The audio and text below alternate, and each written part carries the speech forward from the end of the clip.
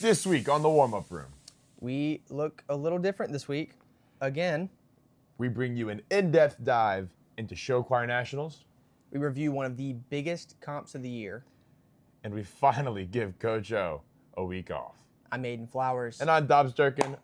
Welcome back to the warm-up room, everybody. We are a little scuffed this week, I think. You might be saying, Dobbs, what are you wearing? I don't know. What does it look like? Aiden, why do you look so comfortable? Aiden, what you got? Aiden, what you got on there? Guys, do you see this? Do you see this? What logo is that? Guys, do you see What this is that? really quick? Hold on, look at this. Do y'all see that? What logo is Do you that? see that? Because I can see that. That is the warm-up room logo. The warm-up room logo. That's At us. least one of three. One of three warm-up room logos. Right. We are currently in our hotel room. There might be people outside who are about to knock on our door to say, "Hey, can we clean your room?" This is quite literally the definition of. We're working. Yeah. We're working. We're traveling and we're working. And as you can tell from the title of this week's episode, this was a very big week for us, and Huge. we will get into it. That is what we're going to consider our main event of the weekend. Look, we know that we have got listeners this week, probably not live, but those who will be catching this podcast as we put it up on Spotify. We've got some new listeners this week, so We do. I'd love to take an opportunity and just reintroduce ourselves to our audience. My name is Aiden Flowers. My name is Dobbs Durkin. We are the Warm Up Room. We are a Southern Show Choir podcast, and I'd say just general brand that it loves everything show choir. We started 3 years ago now, which is nuts to say, but we started this because show choir made such a massive impact on our lives. Me being from Brandon High School in Brandon, Mississippi, being a member of both Brandon Blitz in middle school into Brandon Brio in high school, and now I work alongside my former directors as a member of their production staff. I've traveled the country with them and gotten to see some really amazing groups and expanded my own knowledge of show choir. Dobbs has his own history of show choir. I was in Homewood High School, the network. I traveled the country competing with my show choir. Fell in love with it. Fell in love with the people I met, the friends I made, and looked for a way back into it. And I saw Aiden was like, "Hey, I'm starting this thing," and I was like, "Yeah, we're putting together a team. Yeah. I'm not in. We're putting together a team. I'm in." It's kind of how. That is kind of how it went. It's kind of what happened. And this had many iterations long ago, but the two that have remained true enough, the warm-up room, have been Dobbs and I. And this was my idea to start a long time ago, but truthfully, this has become a group project. And now I feel like more than ever, the warm-up room is you guys as well. Like, you have really, as an audience, like, embraced us and embraced what we're about, and it's taken some time. There've been some growing pains. The silliness, the bits, the all the stuff that we do, I see you guys doing now. So like, we go to competitions and we see little kids running around interviewing people. Yeah, it's like awesome. That's super cool to see. And even just like, not that this was an us thing, but there was at least a year there where every single competition, at least towards finals, we'd just start standing up and screaming stuff. Typically it was Pumpkin. And we got to a point where we would tell people we were coming to a competition, and we had kids come up to us and they were like, oh my God, Pumpkin! And it worked out pretty well. I'm getting reports that the live is down. Amazing. Here, if you can pull that up. Let me see. And if it's not down, hello everyone, we're still here. But say we are still recording, so. Let's look. Catch us live. No, it's up. we're still going. Let's say Look, at guys, bare minimum we're still recording. Look, guys, it's us. That's gonna create some sick loop for someone in the future. Yep. So look, we are going to, even in spite of whatever latency is happening on the live stream side of things, we're just going to keep going because ultimately it's recording for us, so we will be able to post to Spotify. So for those who are watching live, don't worry if you miss something. You will be able to see this again. And if you are live with us and you're hearing us, then we're going to quickly go ahead and jump into our topics this week. So look, here's the way this is going to go. We are going to review one competition. We're going to preview some other competitions. And then what we're going to say for very last is kind of our final recap of the competition that we were at this past weekend, which was the Wheaton Warrenville South Choral Classic, which was our first endeavor into commentary outside of the South.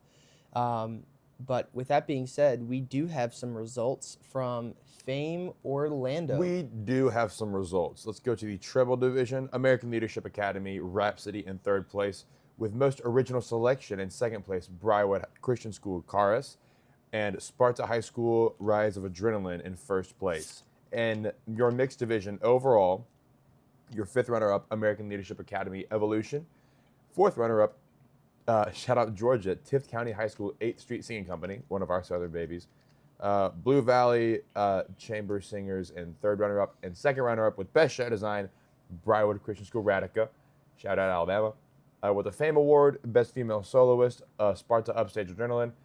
And with Best Vocals, Best Choreo, Best Band, Best Crew, Best Male Soloist, Best Male Stage Presence, and Best Female Stage Presence, Davenport Central High School, Central Singers, Inc. So, yeah, they got up there, they sang, they danced, and they did what they did. Again, we weren't there. I would say we weren't there, but look, specifically talking about Briarwood, they are among the most impressive group from their area. Specifically within the past couple of years, they've always been very good. I have always enjoyed a Briarwood show, but over the past couple of years, they've really stepped into their own, and they're a group that we're ridiculously proud of. Seriously. To represent the South going out into the rest of the country and just seeing what people think about their shows. They're going up against some, while not necessarily the main groups that you think of when you think of the Midwest, like Davenport's still a very wonderful choir, and they're a great school with a little bit more history behind them than a Briarwood. So there's a little bit of maturity that can come along with that. And then also, let's just be so for real. We've talked about judges in the past. I don't know who was on the panel. I imagine it probably says so. Yeah. Who was it actually? Austin Perkins was on the channel. Okay. Yeah. Okay. So look, every panel is a little bit different, and we actually know some of the people who are on this panel. And That's crazy. that is kind of nuts. Yeah. But every panel is different, and so every panel is going to come in and they're looking for something a little different.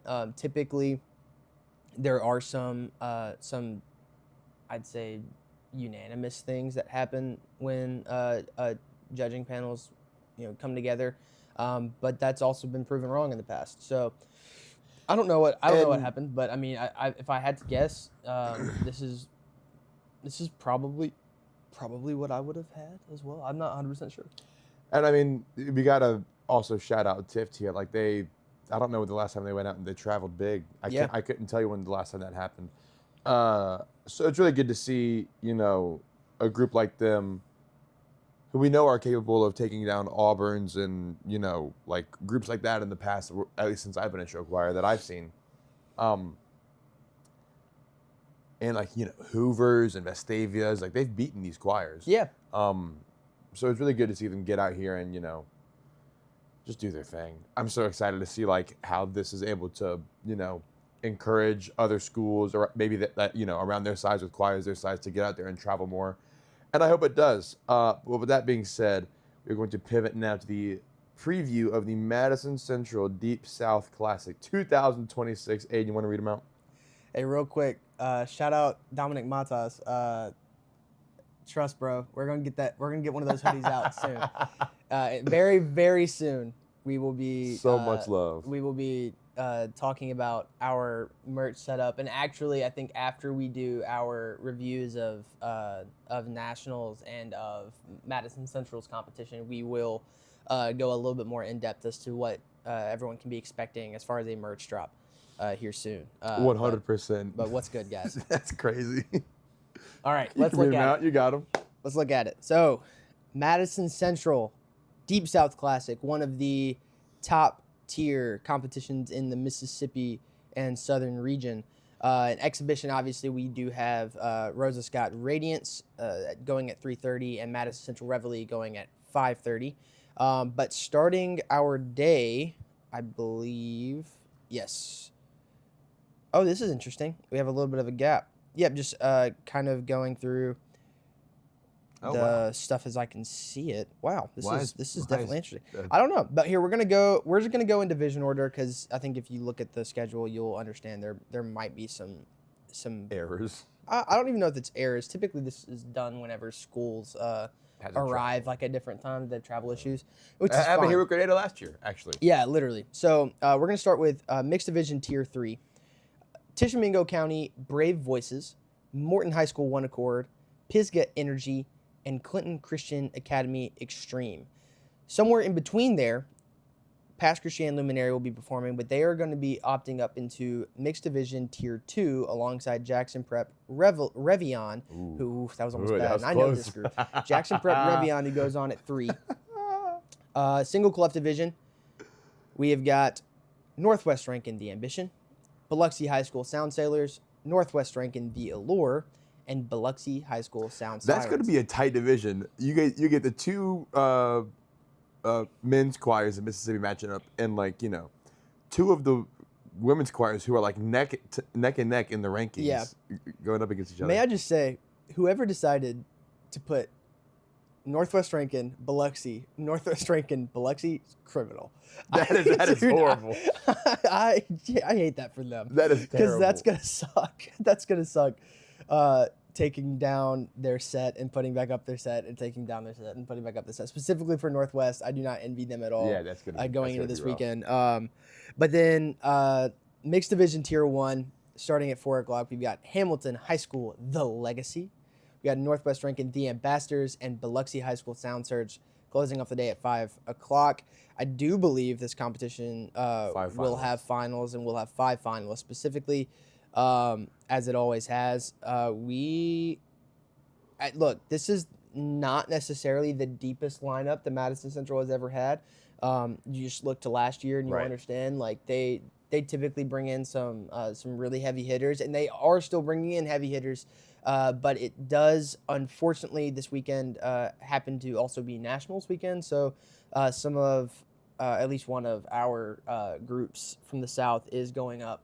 Well, 2 of them, I should say. 3 of them, I guess, technically. Yes, yeah, actually, that's true, and we'll get to that in a second. But Dobbs, what are your first thoughts coming out of that? Northwest Rankin looks scary. Looks real scary. Taking down a Grenada group who I saw live at Auburn put on 2 phenomenal shows. So good. I think Biloxi is going to have a lot to handle. I think Hamilton's going to have a lot to handle. But I think if both choirs execute, again, that word coming through, I think that's my favorite word now. If both choirs can execute and get on stage and do what they do and not be too worried about whatever's going on, it could be a close race. The single clef division, I think, is what I'm most interested in looking at, because that's going to be at least 2 of those groups can make finals. Yeah, that's true. I think what is, like you said earlier, what's so interesting about the single clef division is that you've got 4 groups who are in and around like the same spots in the rankings right now. Not that the rankings are ridiculously important. It's just it's one way of looking at the standings, I guess, so to say, or what you could expect. But we've seen time and time again how these rankings, not to any fault of the people putting up the rankings, but where the rankings change literally every week. And we've also seen how the rankings mean nothing in regards to the actual results of the season. Yeah, that's true. Going nationwide, not just Southern specific. Quite literally. We talked about it on the Wheaton North, or sorry, not Wheaton North, the Wheaton South live stream, just about how crazy some of the results have been this year, and how that I've never seen more of a audience and judge like disconnect. But as we've always said, what the judges do say is ultimately what matters at the end of the day when it comes to results. But if you're not results minded and you just go out there and you have a good time, trust me, your life will be so much easier. Oh, it's good. It's gonna be so like nice. for instance, we had no dog in the race at Wheaton, and we had a great time. So that was so much fun. It was great. It was really, really fun. And again, we're gonna get to talk about that later. But yeah, I want to take a look up at Mixed Division Tier 1. Obviously, our babies over at Hamilton have a big task at hand, and truly, I do not think there is a mountain they can't climb. So here's the thing: Hamilton's already beaten Biloxi once this year. That's happened. Happened at a Tupelo, where Hamilton made finals, and then they beat Prairie in the Iowa group, who Iowa's like, ooh, they can sing. They can sing, right? They're good. Yeah. The bar in Iowa vocally is, I think, higher than almost any other state. I'd say so. I mean, you just look at their top nationwide, their top groups, and right. and it's like, oh, yeah, that's Iowa. Right. Yeah. So show them who you when are. Iowa came down to play, Hamilton didn't mess around, and they took care of business, right? Could that happen again? I don't know. It's their last comp of the year. I know. I personally work with some of those kids. Not some of them. I work with all of them. I work with Hamilton, the choir. So I know, right, that they are putting in the work, putting in the hours. It's just going to be tough. Yeah. Because when you get such an experienced choir like Biloxi and like Northwest out there who've been competing since since mid-January, late January, like they've been going and going and going and doing this thing, it's going to be difficult to try and overcome that, that hump. Because yes, they have maybe beaten them before once, but anything's possible. Yeah. It's the South. This is true. The last thing we need to look at here is just to acknowledge the fact that Pass Christian Luminary is bumping up a division to join Jackson Prep in Tier 2. I think that's brave. Comment? That's brave. Let's see. Yeah, no, exactly. So either the schedule is messed up, or it is true that Pass Christian Luminary is bumping up to Tier 2. From what I've heard, I do believe that is the case. Pass Christian is going to be bumping up a division.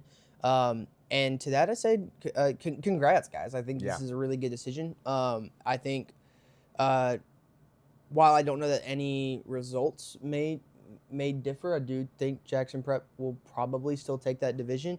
That's still a really, nice, bold move at the end of your season, which I do believe this is the end of their season. Unless, hold on, they come to Elite. You're coming to Elite. You have one more shot. Who? Pass Christian Luminary. Oh, okay.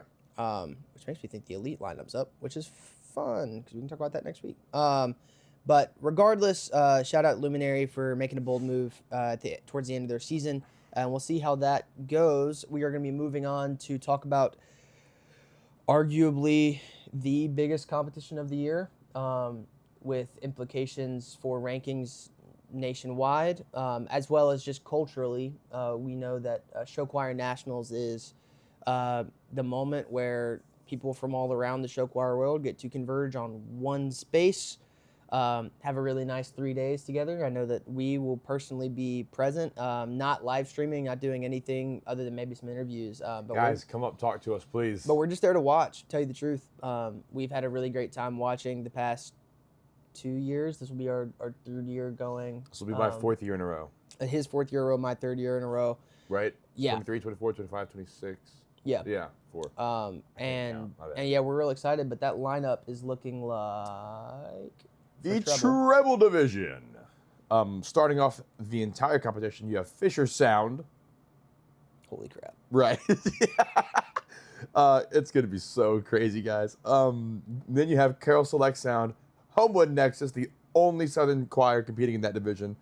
So they're going to sweep. I'm kidding. Center Grove Debtones, Loveland Allure, North Central Descants, and Brownsburg Starlight Voices. Just get a touch on the treble division. You have choirs like Fisher Sound and Center Grove Deptones here, and I mean I'll even go as far as say Loveland Allure, North Central Descants, right? Like these are like household names in your treble division. These are like the powerhouses. Foreshadowing for later. Of like these women's choirs across the country. Indiana is like the one of the strongest states, I think. And I mean, across the board, truly. But yes, in treble division, those ladies can go down. Like, right, it's crazy. they're ridiculous. I've never actually seen Center Grove Deptones live or Fisher Sound, I don't think, because I missed 2024 treble division way back when because I was doing that. I had a life, right? I don't anymore, so here I am. I'm kidding. But I think the way that this shakes down, I think it's either going to be exactly as I would have it in my head, or will be the complete opposite. And be something completely new. Which I think would be fun. But moving on to the mixed division, starting at 8 a.m. Starting at 8 a.m. I'm so excited to see this show. Donaldson Christian Academy, Legacy, Carroll Senior High School, the SLC, Findlay First Edition, Fisher's Electrum, Grenada Visions, Carroll Magic, Homewood the Network. Homewood the Network. Glenwood Titan Fever, Center Grove Sound System, Loveland by Request, North Central Counterpoints, and closing it out again, Brownsburg Spotlight Singers and Company. Followed by probably, is there an exhibition on Friday night? I don't remember. Sometimes there are. There's not. Sometimes they do like a fall show. Addished does something Thursday night. Oh, that's right. That's right. Yeah, well, because they usually have to clear the Opry because they'll have some show. There's a show that night. Yeah. And then day 3, the lineup. No, I'm playing. Imagine if I just shot from here. Yeah. So look, this lineup. While there are definitely some groups there that that feel as though they will be performing once. Finals will be, I think finals from as far as the bottom 3 in finals feels like a bit of a toss up. I will say a group that I'm definitely looking at when it comes to a bit of a wild card. There are 2 that come to mind for wild card placements, and that would be Loveland by Request and Carroll Magic. I'm gonna argue with you here, actually, but you go ahead and. When I say wild card, I mean I feel like they will be for sure making finals, but I don't know where in finals they will be, and I think that is a testament to the talent that both groups have, but also a testament to just how wild some of this 26 season judging results have been. We've seen a really wide array, especially from Loveland as far as where they've placed, and then also from Carroll, we've seen them not make finals, specifically at Chesterton, but then we've also seen them just go ridiculously viral on TikTok with all some of their clips and all social media. It's been crazy. I've heard judges literally tell us that Carroll has a shot at this competition. These judges are also not on the panel, so who knows? But they're both bringing some shows that are very high energy, very high performance quality. That could really give some of these groups a run for their money. There's a world where predictions get completely turned on their heads. I mean, look, last year we saw live and in person that there was one way that it went down in prelims, and then almost every single spot changed. Almost. Actually, quite literally, almost every single spot. Where? Pedal was the only one that didn't change. Last year? Yeah. In finals? Yeah. Yeah. Deadhead, Auburn flip. 2, stayed. 3, 1, 2, 3, all flip. Yeah. Yeah. Yeah, that's crazy. So literally almost every spot changed in finals. Now that's not typical, so I wouldn't go into this competition expecting that. Was such a crazy. But I remember the conversations being had at nationals last year was all around all right, well, we've seen prelims, so now we know kind of how finals is going to go. And then every group brought a different show, basically. And we were all like, well, man, I mean, I wonder if things are actually going to change this year. And I then think- they did. I think one of the things that I'm going to talk about Grenada for a second. Before I talk about Homewood, I want to talk about Grenada. I feel like Grenada rises to the occasion. And True. when Most they of don't the feel like time, there's yeah. an occasion, I feel like they typically aren't at their best. And that's something that I feel like has been a theme for them this entire year. Going back to Jassy. Do I think that means that they put on bad shows? Absolutely not. I never said that. I personally love Grenada's show. I love after seeing it at Auburn, I was genuinely floored at how the placements had gone this year. The ability, so they have like this range that they could go from, and if they're on, dude, they're top 3. Right, yeah. No, I Like feel their that way. top 3 could be top 2. Like Yeah. I don't know. Homewood, on the other hand, and I'll talk about it as if I wasn't in the group when it was happening. Had a very good run in 2023 at Nationals, right? They had a very good run, almost taking down, maybe not arguably the best choir in the country, Yeah, I don't know that it's being argued, really. even to this day, Lentmar is who we're talking right? So getting personally as someone who was in that choir, who was heavily involved with that show, I'm so excited to see them come back and go for it again. But it feels different this time, in a good way. I do seriously think there's a world where we walk out of here with the caption split, we being the South, we also being Homewood. Cool. Because the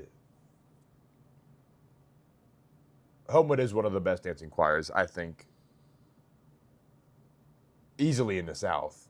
Yeah, and they've really turned it around in and the past couple of years. could very well be in the country. I guess we'll see, right? And Homewood can sing, because that's what Homewood does. Thank you, Scott Thorne. Thank you, Byron Mascara. Right? These people don't mess around. They know what they're doing. And these people, I mean me, as in Homewood, as in everyone who's there right now, they know what they're doing, right? They've been here before. Yeah. They actually have never been here before. But some of them went and watched my show in 23. Some of those freshmen that year. I think they could ruffle some feathers. Yeah, If and it's that's, not in prelims, it will happen in finals. and that's exciting, right? Like I think what a lot of people could easily do coming into this competition is say we're fighting for second place, and that is, not a shot at anybody. Truly, like I think that is when it comes to expectation management, that's not a bad thing to come into a competition expecting. Like this is just not to make this about like any other group, but like anytime anyone goes up against Clinton, especially in the South, you just kind of have to understand that you're fighting for second place, and that's not a bad place to be in. I coming from a group that literally did that this year. By the time we got to the end of the night, and we realized, hey, we got second place, and we beat like every other group here besides Attaché. It was like Grenada? Was the Grenada there? no, Grenada was not there. But we were content with that result. Now, this is nationals. Anything can happen. I think that there are groups here who could set their expectations higher, and potentially achieve it. Homewood is absolutely one of them. I also think we have to talk about how emotionally charged this competition is. Yeah. For groups competing there for their last time, it's this huge stage. Coming from personal experience, it is, it's kind of daunting in prelims when that curtain opens and you see 4,000 faces like this. But like the balcony is like, it feels like it's moving on top of you because of how close it is. The lights are so bright, and as the curtain, it doesn't separate, it just goes up. Yeah. And you just slowly see more and more. It's wild. It genuinely took the breath out of my body. And, you know, I think the group who can control that feeling the most, specifically talking about our bottom 3 finalists, you know, the group of like maybe 9 groups who could be in there, the group out of those possible 9, I guess, who can control that and contain that excitement, nervousness, whatever you want to call it, has a real shot at making their case for that top 6 placement. Yeah. Blah blah blah, yada yada. Show Choir Nationals. Humboldt gonna sweep. We have a competition that we were actually in attendance for, the Wheaton Warrenville South Choral Classic. It feels so nice to say that 100,000 And hey, look, times. before we go there, I said it earlier that I would address this, and I want to. So here's the deal. For those of you who do not know, we have been working for probably 2 months now, officially, on getting a plan together for how to give you guys merch. And I'm gonna lay that out We've been for working you. for like 2 years. Yeah, I mean, this is true. We have been kind of. It started with the hats because we got hats made this summer after we started. So it was the summer of 24. And I think what ultimately we landed on initially was that it was going to be too much to try to. It was going to be too much financially for us. Yeah, this is one of the hats that was. I mean, actually, it was truly one of the original hats. Yeah. You can see how withered and old it is now. But we, after getting a lot of requests for the hats specifically, we wanted to try to look into a way to get people like maybe just individually order them or whatever. But it was gonna be too expensive across the board, really. For us, we weren't gonna make any money off of it. You guys weren't gonna probably really be able to afford them. Like that individual hat it was a custom made at Lids, was like $60. Yeah. Mine was also about 60 as well because it was a little bit smaller. But we looked into a lot of different ways of figuring this out, and what we've come to is we're going to work with a company called Printful. Printful is a print-on-demand site where you can make custom clothing items, and for us that was really cool because it meant that the quarter zips that you guys saw us wearing at Wheaton North, or God, not Wheaton North. We were talking about Wheaton North at Wheaton South. Was it was our first order off of Printful, and that was custom for us. Yeah. And when I realized what Printful was offering, which is a direct connection to Shopify, I'd love it if they would sponsor us. We should probably look into that. But when Wink, I wink. realized they would connect to Shopify and allow us to set up a store through them, I started looking into prices, and stuff starting to really work out for us. And once we started going down that channel, so there is a website. It is not live yet. It's the only reason it's not live yet is because we have not physically put our hands on the items that are most important to that website, specifically the hats. We do have one of the shirts.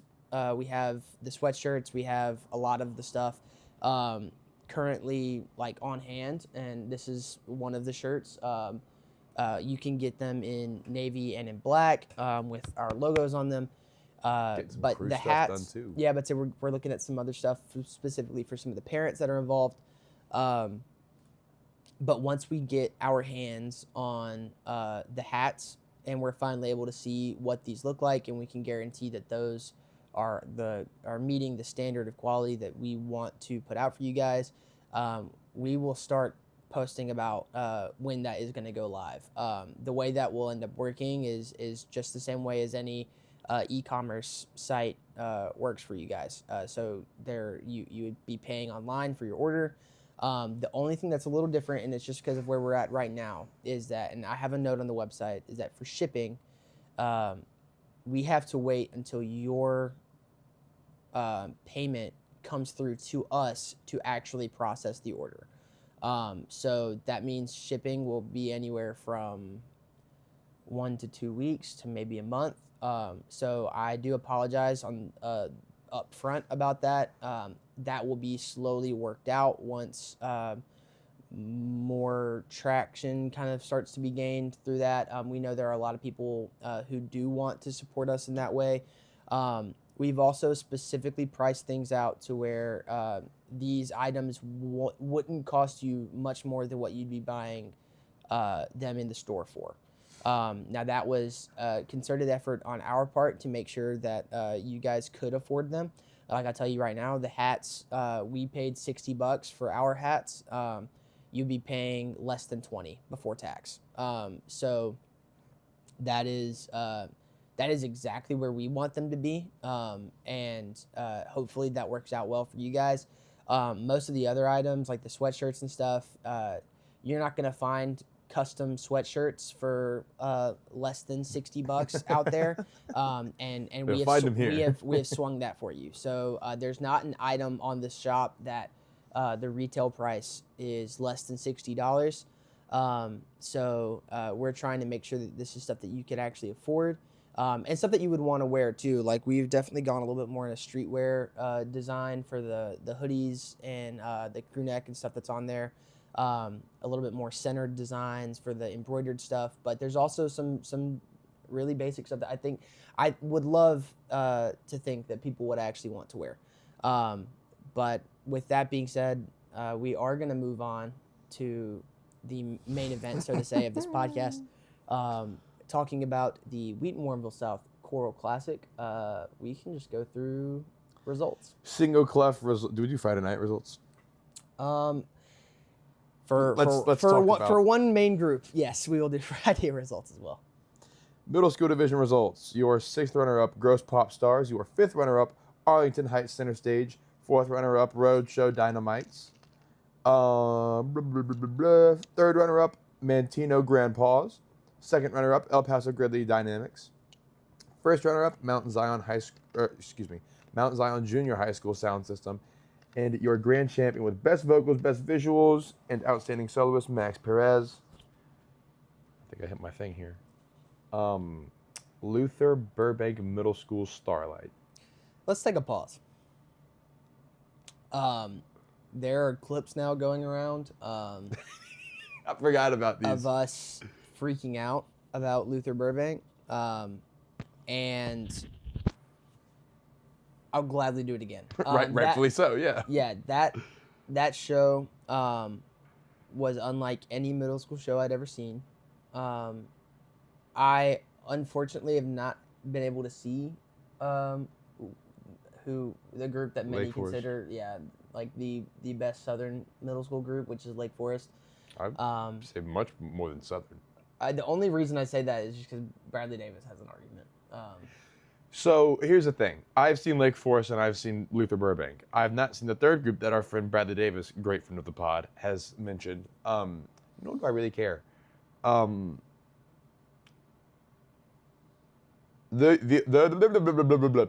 are the 2 best middle school groups in the country. They are. That I've ever seen. Right? There have been groups that I haven't seen that are probably good too. But the groups that I have seen, those are the top 2. And trust me, we watch a lot of show choir. Yes. We see a lot of groups. Increasingly more in middle school too, which has been nice. Specifically this year. Dude, our first year, we were getting hate from middle school kids who were like, why aren't y'all talking about middle school? I'm like, dude, we never get to watch you, man. Like we are in school. We're in school. Like, we got class on Friday. We got class on Friday. Like we can't come to see you guys. That's changed. That's slowly obviously. changing. Yeah. I had never seen a ballad like that before in my entire life. I would love to see it again. You guys need to come down south. Travel down here. Bring your big boys from the high school down with you too.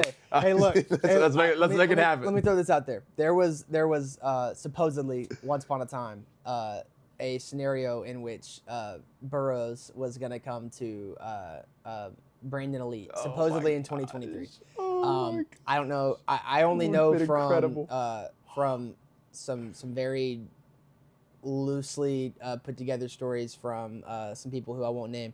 That was something that was on the table and supposedly being emailed about and whatever. And it's not important ultimately. Yeah. So Not important ultimately because it didn't happen. Though it would have been amazing.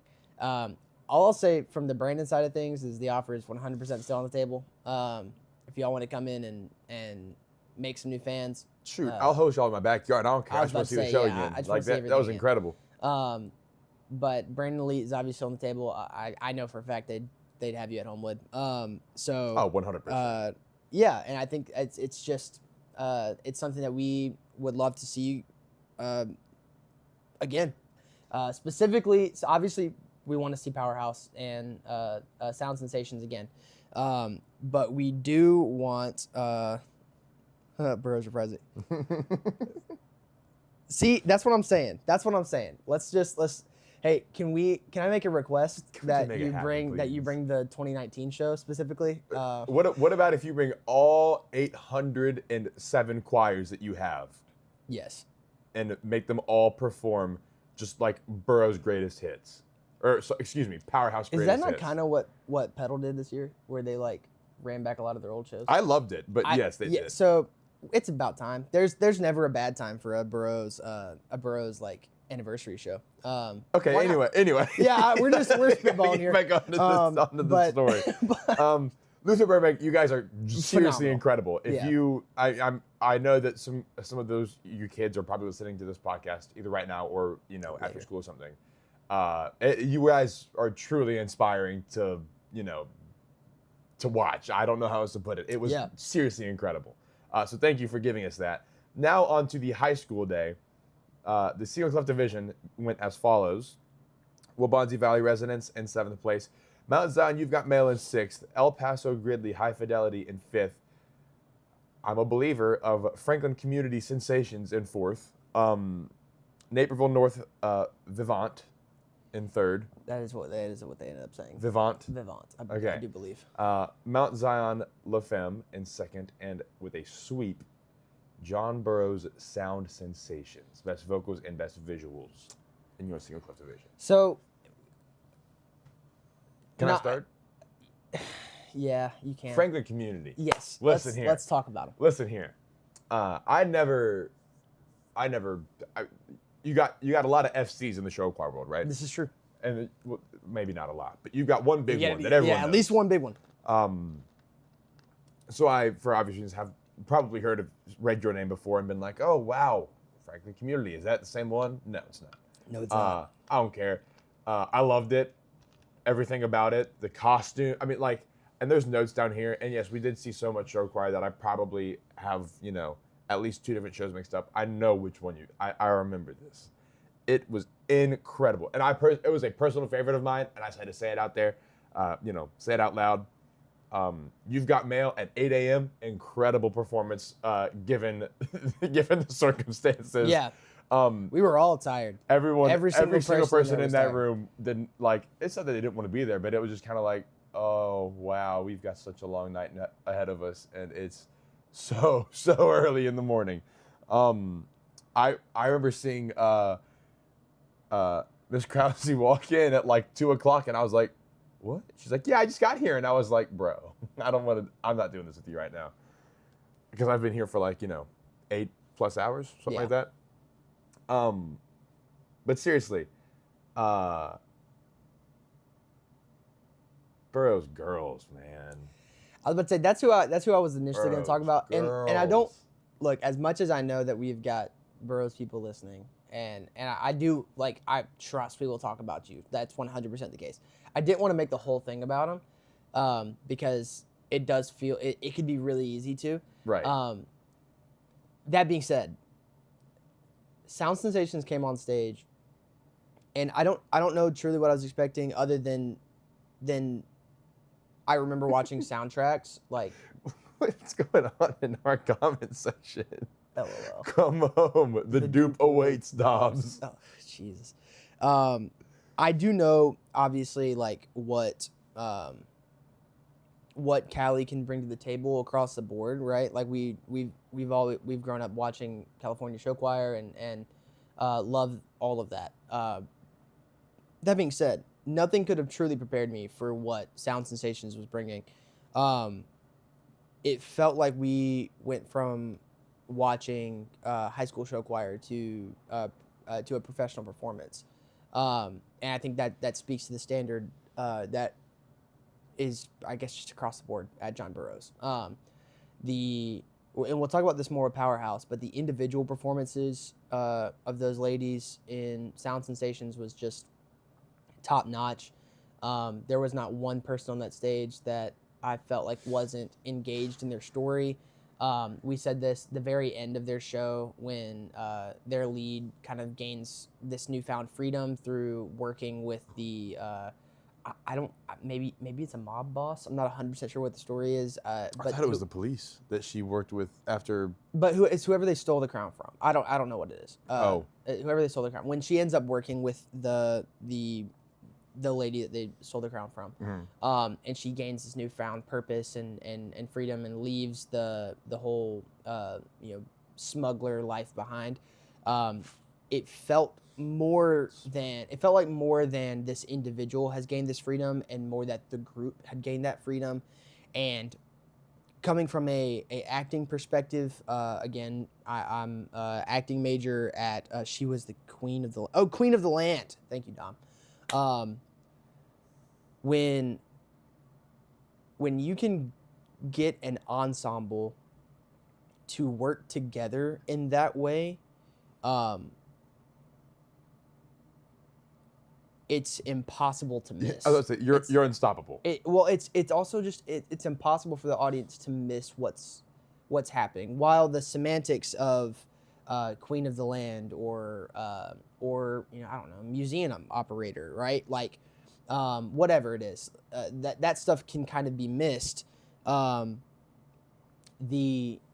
feelings and the intentions are what should be felt universally, right? And I think they communicated all of those things so well, and that's not even touching the fact that they danced their butts off. Oh my God! Like they danced so well.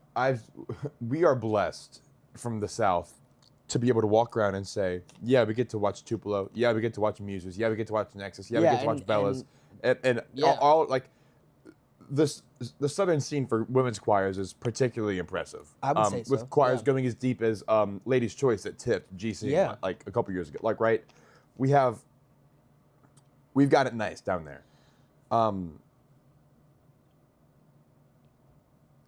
This was just special. I don't know if I've ever been, because when I watch Tupelo, I expect, I mean, maybe we just take them for granted. Maybe greatness, I mean, I think it's a little far, but I do expect, like the highest caliber of women's choir ever. And I think taking them for granted is something that we also, is a great way to put it, honestly. So just people kept coming up to us and saying, oh, their setup is taking so long. And I was like, look. That's right. Southern women's groups don't play, Dom. That's true.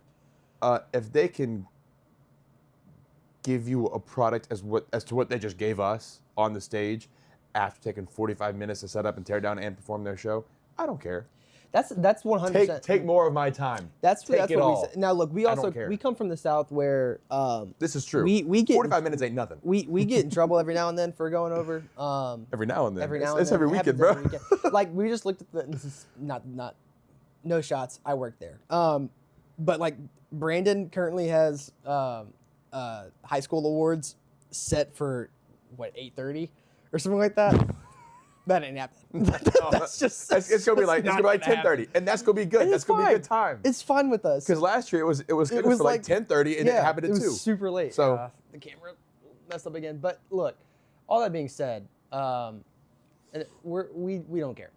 We're just here for a good time, and we were there for a good time with Burroughs, specifically their ladies group, and we will obviously talk about their mixed group here in a second. And also, like, La Femme put on a good show. Like it wasn't just a throwaway. Yeah, they like did. There was. It's hard to not talk about. It's hard to talk about everything else when something so incredibly brilliant and amazing and like show-stopping happened immediately afterwards. But anyway, moving on to the overall division. I guess we don't have placements for 7 through 12, but I'll just read out who was there. Sullivan High School Singers, John Hersey on stage. Hersher Class Act, Franklin Community Heritage Singers, my favorite ballad of the day. Waubonsie Valley Soundcheck, Omaha South The Ambassadors, Nina Vintage, Naperville North Entourage, Mountain Zion Swing Stations, and John Burroughs Powerhouse, El Paso Gridley Modulations, and Wheaton North Flight. Those groups that made finals, should we? Let's do finals, and we Well, can, I do want to touch on like Hersher Class Act with Small Mix, right? yeah. Like that was incredible. That was a really great show. And I got to talk to their director briefly in the director's lounge. Oh, that's who that was? Yeah. Okay, cool. And I just let him know, like, we've seen a lot of hey, refresh the page on showwire.com, apparently for 7th through 12th placements. Oh, for real? what I Let's was just go. But going back to Hersher, You guys are amazing. Hold on, I'm gonna do it again. I'm gonna do it again. Yeah, run it. Okay, 12th place, Hersher Class Act. 11th place, Sullivan Singers. 10th place, John Hersey on stage. 9th place, Franklin Community Heritage Singers. And 8th place, Nina Vintage. 12th? 7th place, Naperville North Entourage. And 6th place, so these are groups that made finals. Waubonsie Valley Soundcheck, El Paso Gridley Modulations, Mountain Zion Swing Stations, Omaha South The Ambassadors, Wheaton North Flight, and John Burroughs Powerhouse. So, but yes, Hersher.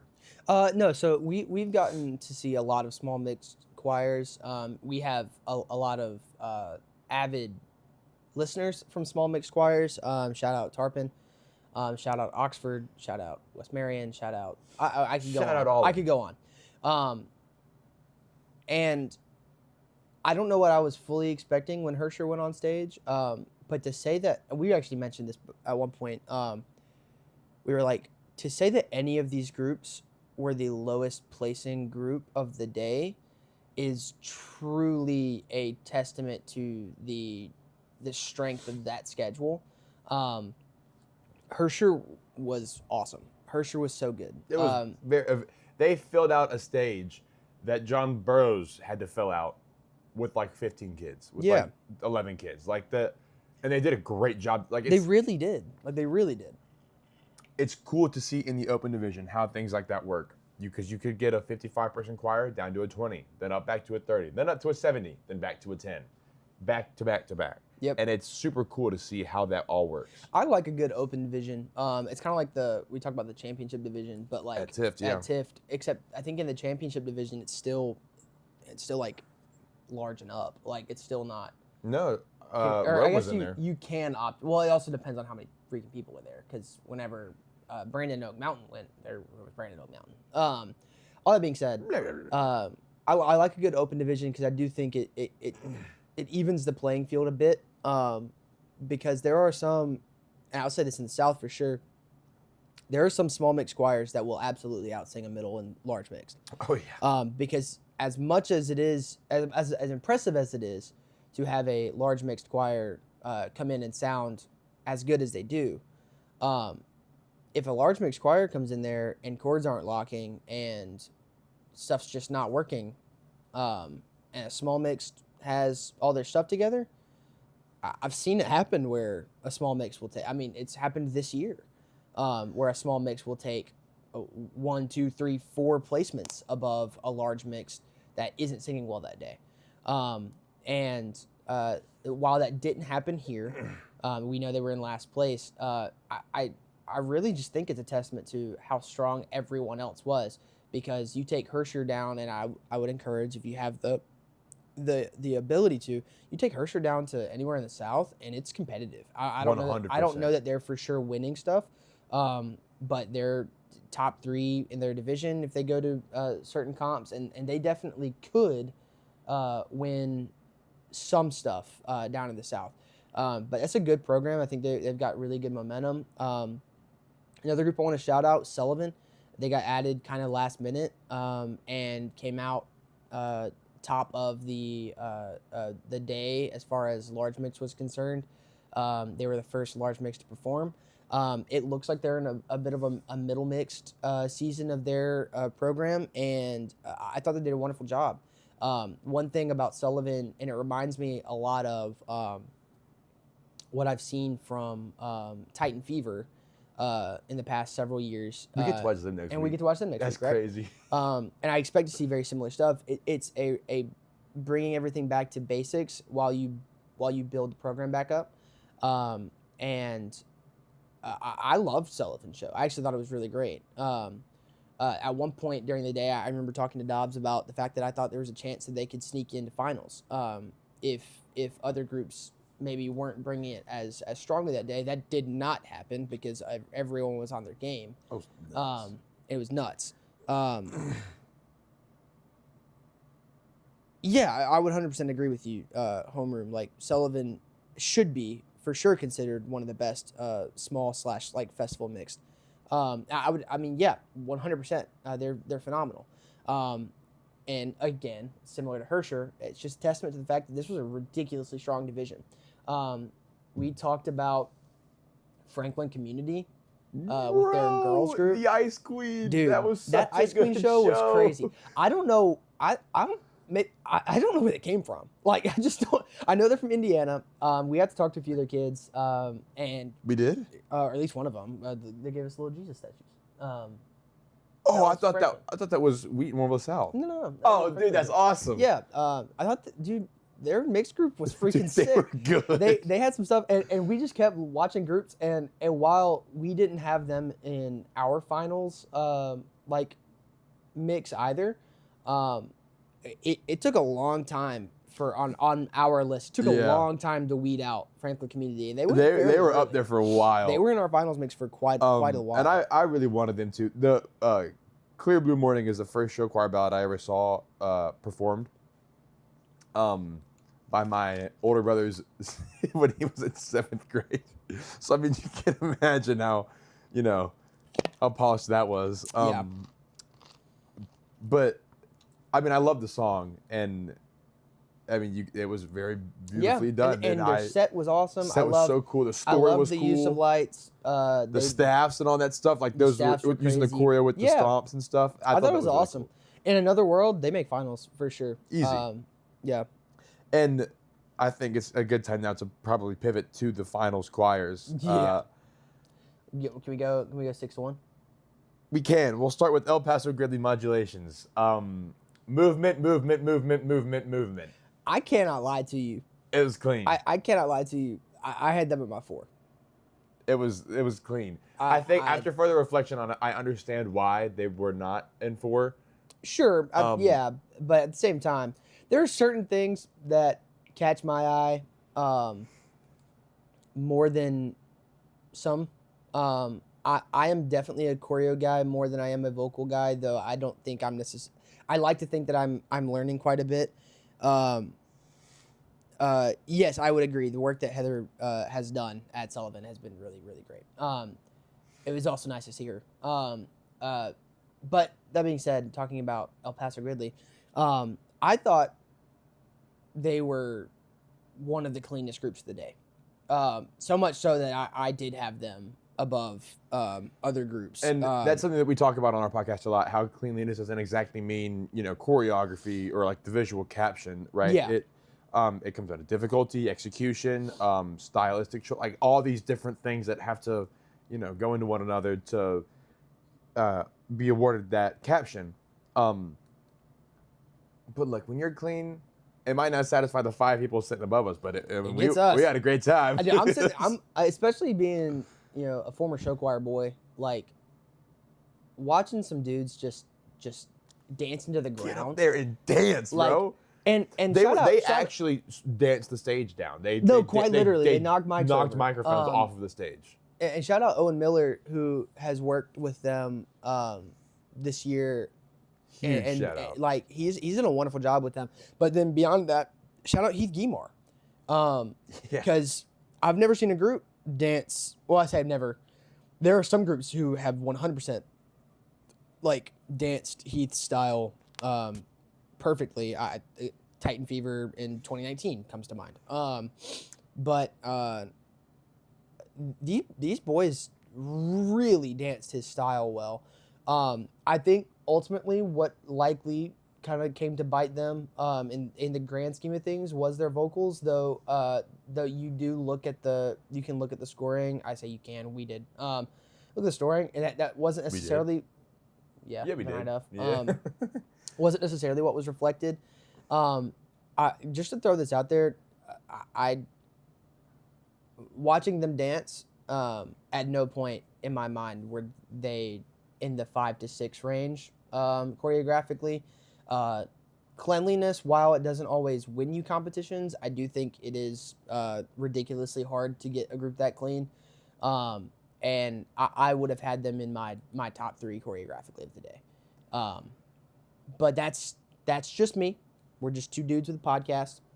So Yeah, we so are. take that with a grain of salt. On to the last performing choir competitively of the day, Waubonsie Valley Sound Check, who checked us. They did. Yeah.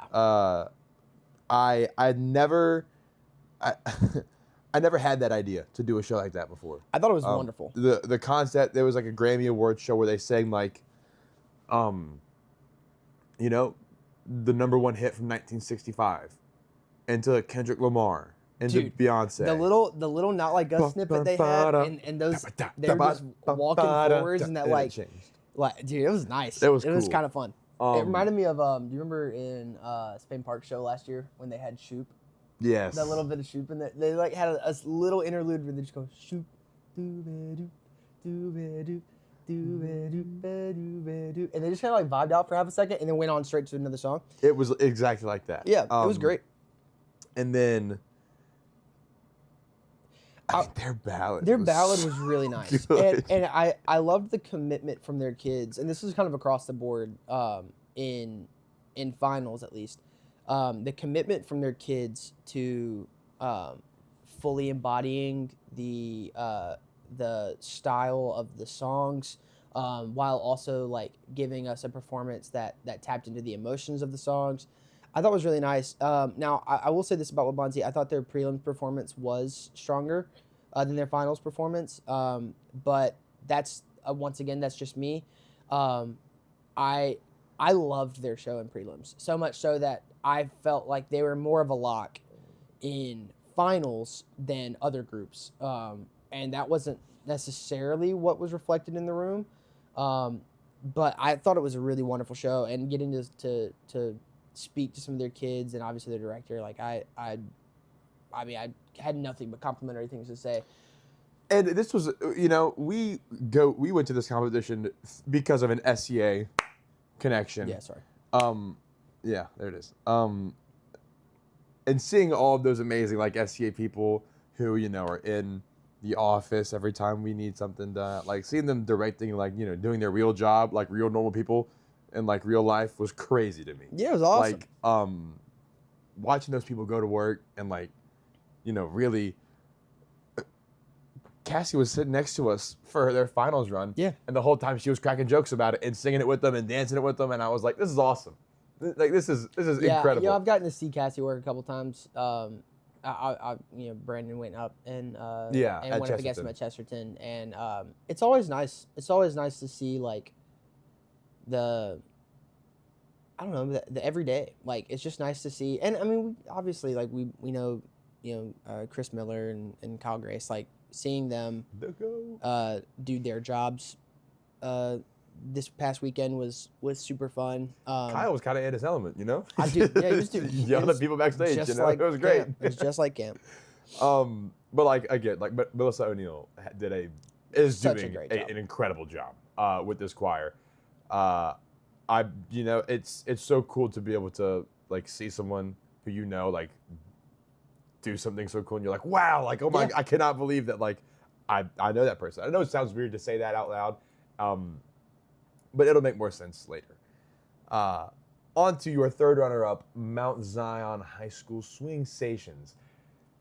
A square is a rectangle, but a rectangle isn't a square. Yes. You want to elaborate? Yeah. So in prelims, when we watched their show, we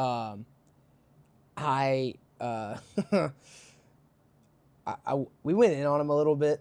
Their theme is I don't know if we went in on them a little bit, but it's down home country. That's their theme.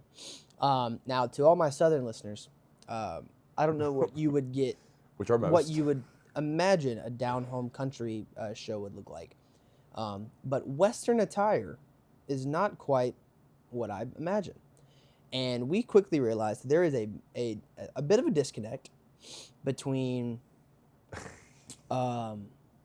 what country life looks like and what cowboy life looks like. And this is my argument, while a cowboy can be a redneck and a redneck can be a cowboy, they are not synonymous with each other. I have plenty of rednecks in my family. I don't have a single cowboy in my family because none of them are ranch people. Here's the thing. We probably did, whoa, it looks pretty outside. We probably did, like, you know, go in a little too aggressively in prelims. But we rounded it off by saying it was a great show. Yeah, when you talk about the actual stuff on the stage, it was awesome. And then in finals, they came out and they did it so well we couldn't even get mad at the southern part. Like we genuinely were like, well, I kind of want to be mad, but like they kind of did it. There are a few groups out there who dance Dwight's choreo like that. And it was that boys number was so good. It was ridiculous. Carmel comes to mind. Obviously, they do a wonderful job with Dwight's choreo, and then Swing Stations. I mean, that's Dwight stuff, man. That's it. They had such a solid finals run.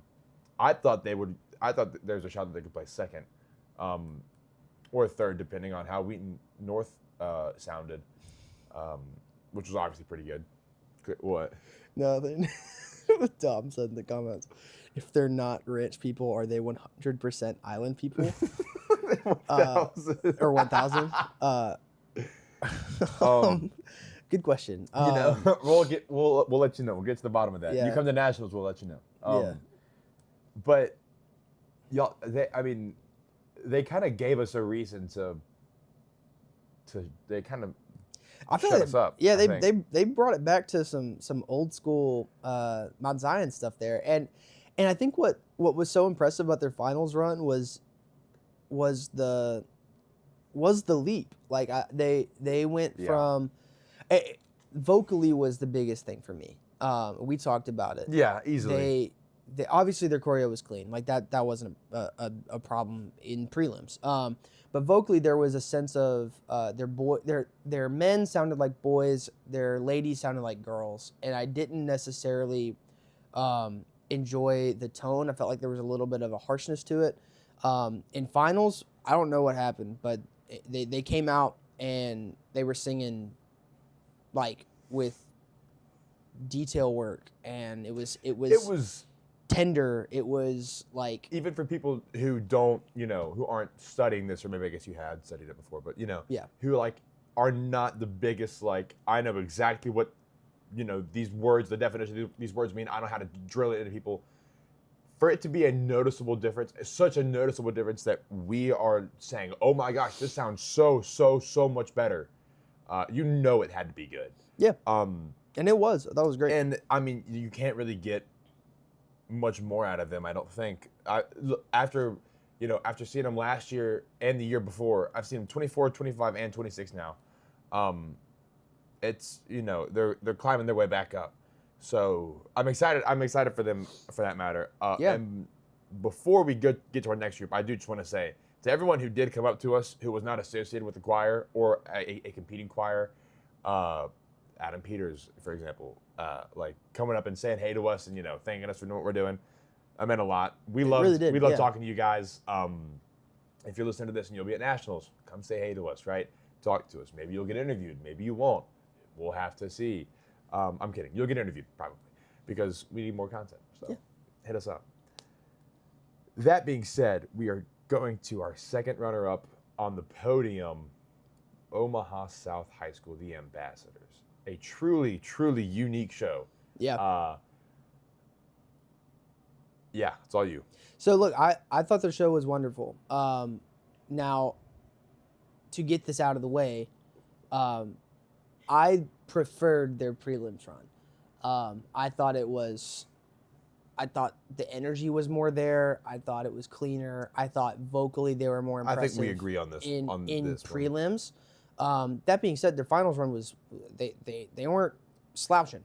They were still kicking, obviously. And the thing about their show for me is the investment from their kids to as accurately as possible portray that community. It felt like something very personal, and that definitely read into the audience. I loved just the general design aspects of it, like the way that they use different elements of Latino art culture, and like Half of their show was singing at a different language. yeah, it was in Spanish, and it was awesome. The moment when they had the colorful bull come out, and they're holding the bull like top center, and they have a guy behind him with like angel wings. I thought that was a really beautiful moment. And when the two guys came on as janitors in the museum and to come they and put the thing block on- down, it was and they freaking walked sick. up, it was awesome. Like everything about it was like thoroughly thought out. Yeah. Every costume, those boys' I would costumes say, at the yeah, end with you the won't hear cape, us shut the up about that. neon jacket with like the cape that's draped off, and they would add to the choreo. There was a lot of costuming that really added to movement and overall visuals throughout the day. But I think that was the number one most eye-catching. Don brought up the fact that they did Vogue in Spanish, and I would have probably forgotten about that until he said that, but that was actually really impressive. I didn't know. I don't guess I would have expected that song to have translated as well rhythmically. Obviously, I know some words get changed. I love how we're calling him Dom now. Well, Dom. sorry. But anyways, the thing that show was actually pretty great. Like I really did enjoy it.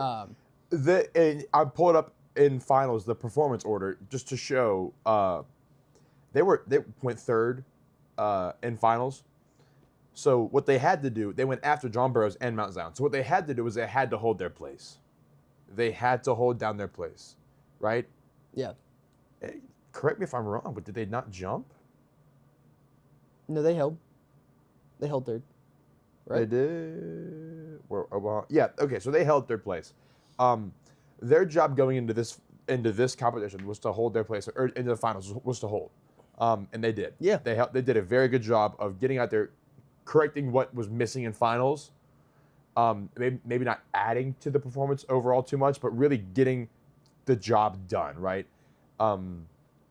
Execution, but in a different sense of we have to make sure to hit on these points and to get those points down on the score sheet, and then we'll be okay. Yeah. And you know what? They got in there, they did what they had to do, and they got out. Huge props to them. A very new way to look at show choir from at least my point of view, I guess, because that was super cool. On to the first runner-up with Best Band and Outstanding Soloist, Lucy Whipper. I think he's a Whipper. Wheaton North High School Flight. Holy sound. Holy sound. You guys. Whatever you expect from a Wheaton North show, expect it again, but better. Yeah. Because every time you see it, it will get better. I don't know how that is possible, but they have the same ballad as Grenada for our Southern people.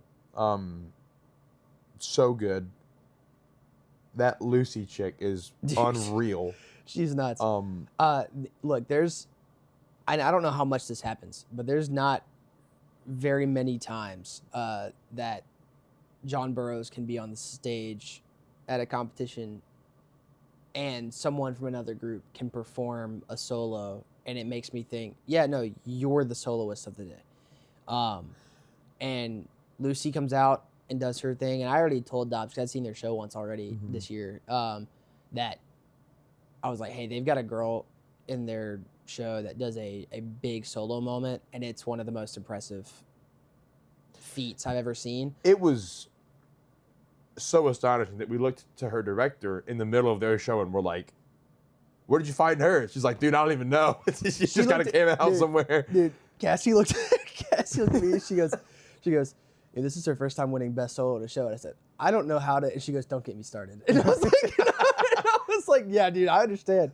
Because that was crazy. Like, it was so freaking good. She has a real ability to own the stage. And I told Dobbs this earlier when we were watching the show, because obviously I knew that I was like, when you start the show and she's front and center, I'm like, oh yeah, no, that's the girl who has a solo at the end. Like, she's like their best performer in the entire show, and I fully believe that. She's the phenomenal. group did a great job feeding off of the energy the crowd was giving them, but like it wasn't just this, you know, the fabled Lucy who we're talking about, right? Yeah, it's not just her. There are certain performers on stage for Flight show that had this like, what's the right word? Contagious energy about them, where their classmates and their you know, their fellow ensemble or whatever would like feed off of it, whether that be, you know, the girl in the back rise or the top center, like, you know, holding it down, or even the there's a dude who sings a solo at the end of the show on a soup can and sitting there and it's like in the middle of everything, but he pulls all the attention to him because he's just doing a great job of embodying like the show. Like, it just worked really well. It was very cool to see how the kids played off each other in the show, because you could tell, like, you know, it was a long day. Yeah. And also the April and Randy movement in that show was so April and Randy, and it like, again, if you I mentioned to him before their show went on, I was like, there are certain kids who just cannot dance April or Randy movement. There's certain kids who just can't do it, right? There wasn't really a kid on that stage who didn't. Or wait, hold on.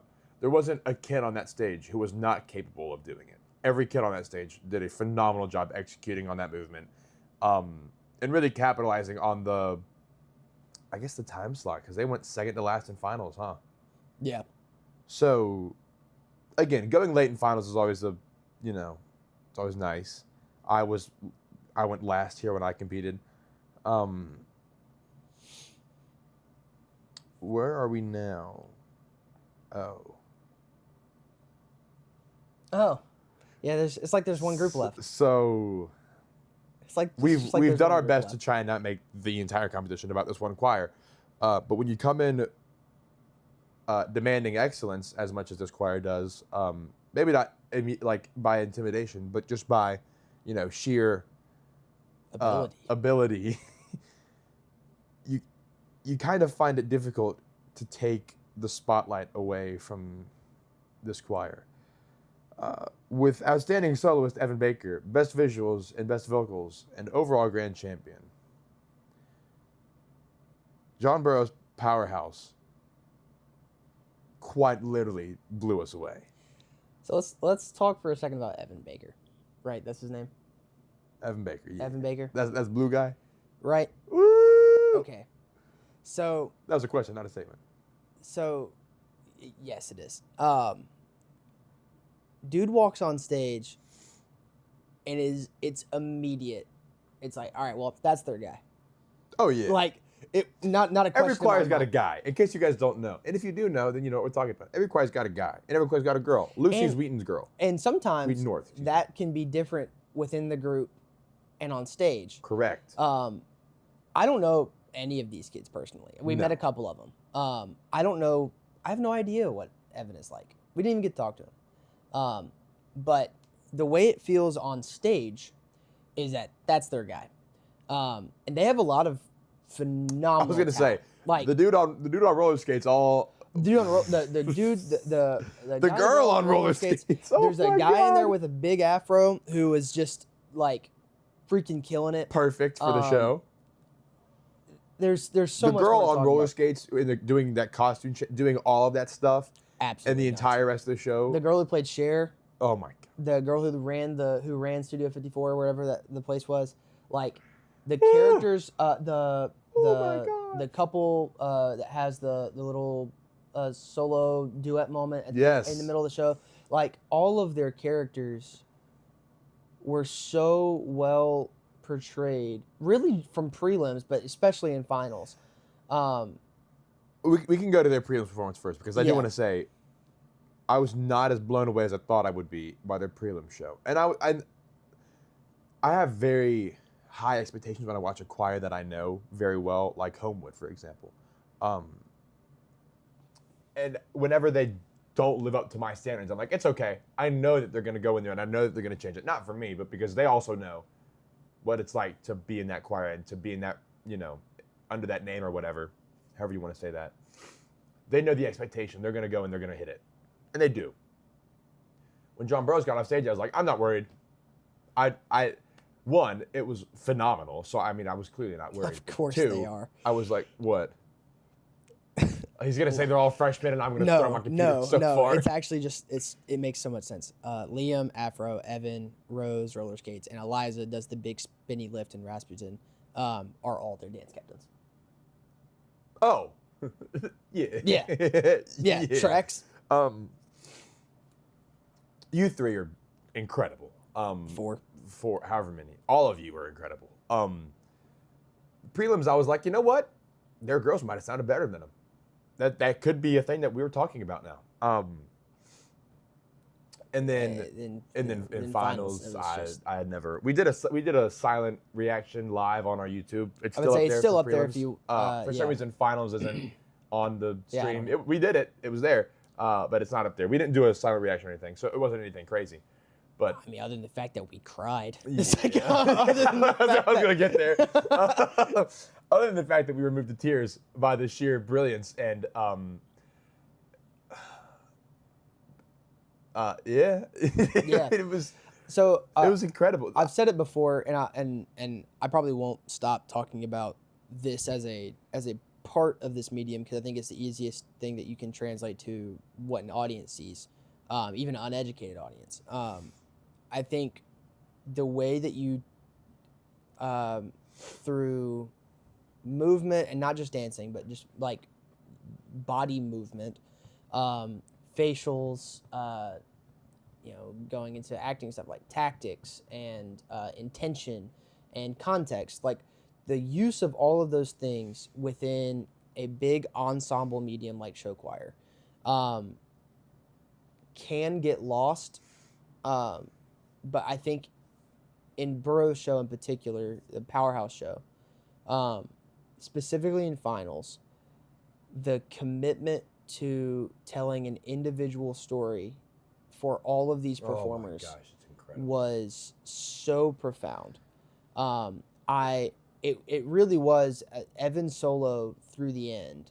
I just found such catharsis in the He used big words. No, Hold I on, know, I hadn't heard him use that word before. Catharsis meaning payoff, meaning Yeah. like it felt like a warranted ending to this glimpse into what New York life in the 70s was like. Like there's some films out there that are like this, and I'd love to hear what the inspiration for the show was. But like a lot of these, like I think of like Dustin Hoffman movies in the 70s in New York. I think of there are parts of even like Dog Day Afternoon, like just this. And oddly enough, yes, shout out to Jenny Stratton for doing a lot of their work with acting in the show. It is paying off. And I think the whatever the inspiration was behind it all, right? The idea that you're able to get a glimpse into like basically one night in New York for anywhere from like 6 to 8 people. Nope. Like six, 7, 8 people. And then your ensemble was just phenomenal. Like I truly felt like I was able to watch individual stories, and then like there's the moment where Evan's character hands the roller skates off to the nervous guy, the who goes and then dances with what was her name, with Rose, right? Like that whole moment was beautiful and just a nice little tie-in to the stories that you're interweaving there. take all of that and say that is the cherry on top of this. You've also just got this kick butt set of songs that move and move and move and move everything within the show in such a really nice way, pacing wise. My favorite number far and away was Rasputin. Rasputin. That was one of the most energetic songs. I've never stood up so fast in my life, like when a song started. We do a lot of California show choir watching from our humble abode. This is true. As mentioned in the live stream comments, it's called the duplex, the dupe, some say. I stand up when cool things happen in show choir when I'm in the dupe and I'm watching show choir. I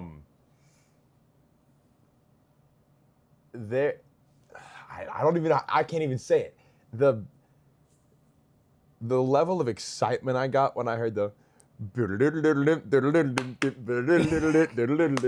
he goes, and Cher, and I'm like, Cher's here? like what? And we're doing the oh my god. Yeah, like, literally. And this was the one show the other day that the people next to us weren't, or the people next to us were also doing it as well, and not like looking at us the whole time, kind of being weird about it.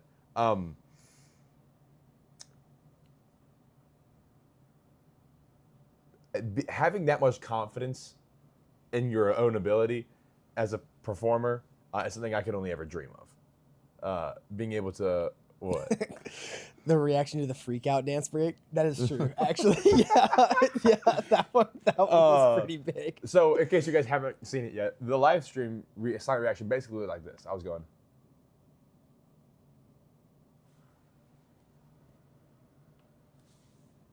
The entire time. Yeah, it's true. I couldn't pick my jaw up off the floor because it was something that like we do dream about, like getting to watch Bros live. Like that's something that is very true. There's a moment in their closer when all the lights come back on that you see all the lights hit us and we both just go like we just sit back, put our hands in our heads like, oh my gosh! Like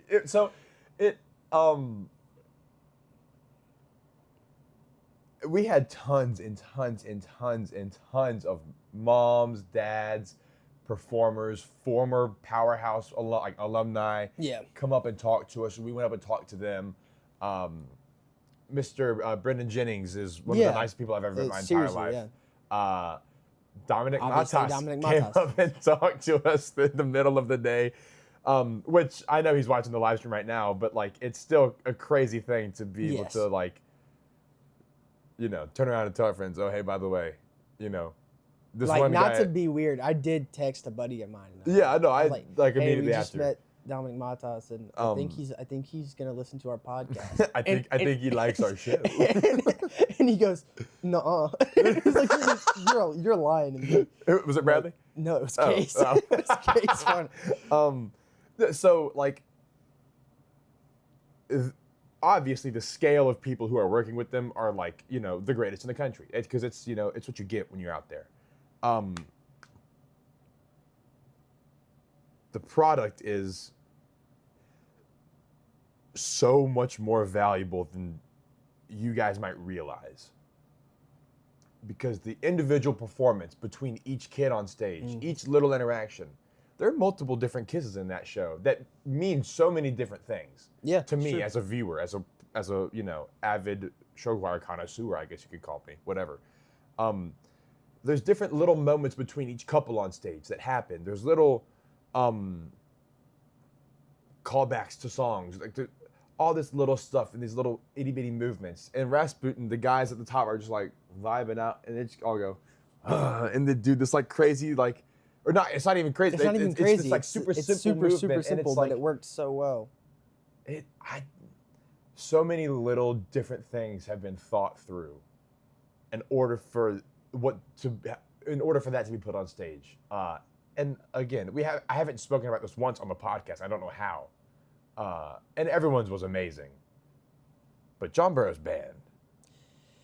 Yeah, and I can only imagine, and I mean I imagine Don will probably tell us in a second. But the only reason I can imagine them not being up for best band is because they have professional or adult band members Right. in their combo. But regardless, it was nuts. Like all of the little things that were happening, like the little tags, even just the beginning of Rasputin, the all that stuff, like coming in, like the transitions, the arrangements, like I mean it's top notch. And ultimately this is where I'll land on it. Like shouldn't be surprised. No. Shouldn't be surprised. Were we? Somehow I was. I think. And not to make comparisons between the two, because they're two completely different programs, and one is in a completely different spot than they were last year. But watching Los Al last year was such a different experience than watching Burroughs this year. Yeah. In that we came at it with a bit of a actually I'd say we came into the performance with zero critical mind about it, fully expecting to be just blown away, and what we came out of it was a slightly more critical view of their show. Los Al, you mean? Yeah, Los Al. Yeah. And not to say that it wasn't phenomenal, because of course it was. Stupid good. But we didn't have them at first in prelims or finals, and then they didn't get first in prelims or finals. With Burroughs, Which basically means we're amazing. So right. Well, with Burroughs, I came in expecting to feel very critical and to have like notes and things that I would change. And we came out of it just being bigger and bigger fans of this. quick little live studio update. Fame Show Choir America 2026 just dropped. Auburn Varsity Singers versus Uniondale Rhythm of the Night. Auburn Men at Work versus Auburn Alon. That's it. Awesome. Shout out Auburn. Shout out Auburn. Let's sweep it, baby. 3 for 3. I think the coolest thing about what we get to do is we get to go and we get to make these personal connections to these shows. And we get to tie, or we get to talk to these parents from these choirs. We were like, there was a moment like not after finals, in the middle of finals, where we were just on the floor talking to Brendan Jennings, to Dom, to Hawkins, all these parents, to Hawkins, to Will, yeah. to everyone from the show choir community who was just there. And all these parents, I was turning on fist bumping kids, like, hey, what's up, guys? How you guys doing? They're like, whoa, you're the live stream guy. What's up? And we're like, yeah, that's us. That's super special. Yeah. And Hawking got up there and he started, throwing facts out there. I don't know if you guys know this. We probably don't, Hawking, but we'll hear it. And he just said, 3% of show choirs in America have 3% of high schools in America have a show choir. Which is stupid. That's so small. So we all collectively together, I'll just basically reiterate what he said. We are all the lucky ones who get to do this together, who get to share these experiences together, who get to travel to these great places together and meet new people and try new foods and do new things. We get to share that with you, and you get to share that with us. And it means so much to us that, you guys are letting us into these places and allowing us to do these cool things. I think we've kind of wrapped up. Yeah, I think this is probably it. I will say, Burroughs and Auburn collab. Run it next year. Bro, can we please? Can y'all please go to Auburn? Or Dom? let's find a way to get Auburn up there. I don't know how that would work. But regardless, they need to be in the same We'll be room. live streaming. Well, I will be live streaming yeah. Auburn next year. So I might. Who knows?